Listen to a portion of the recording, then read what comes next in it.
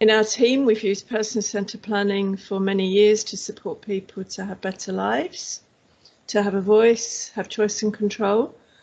And we have a number of tools that we use to supplement basic person-centred planning when necessary.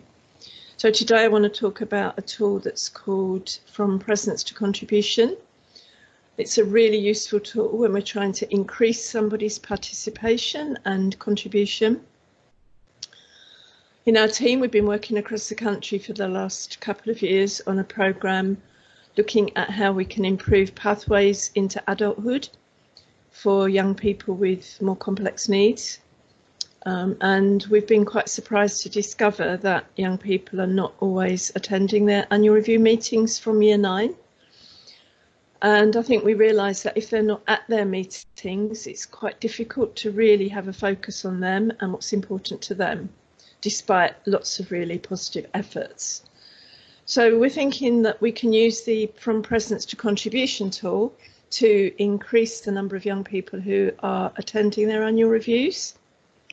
Because first of all, when we use this tool, we think about the activity, which in this case is annual review.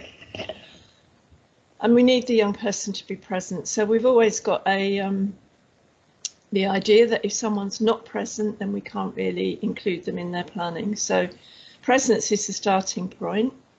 We then move on to think about how we can support the person to have presence.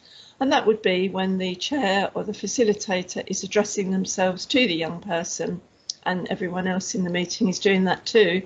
So the whole meeting is focused on, let's find out what's important to this young person so that we can support them to do the things that they want to do. So moving on from having presence to actively contributing, this would be where a young person has been supported to prepare for their meeting.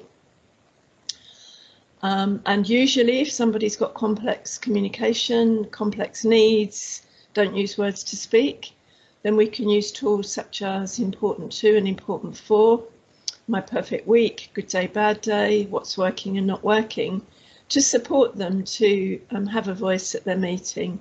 So we can hear directly from them with support what their aspirations are, what sorts of things perhaps they'd like to do that they're not doing at the moment. And then through that conversation, we can move on to the next stop, which is giving young people an opportunity to connect. So maybe during the conversation about what's important to the young person, we find out the things that perhaps they'd like to be doing, they would be doing if they could get the right support, such as hanging out with friends, going out to eat maybe, going to do something like a music event, whatever they particularly like. So that really is giving them an opportunity to connect because we're identifying what they'd like to be doing. And then we think about what support they need to achieve that aspiration. And then once they're taking part in that activity, they're having an opportunity to contribute. So it's a very simple tool, but it can make a big difference to young people. So it's a way of making sure that we're doing what the Code of Practice says, that from Year 9 review, we must be listening to young people, we must base the outcomes on their aspirations, and we must do everything we can to support them to give their views. So we hope you'll find the tool useful when you're planning with young people. Thank you.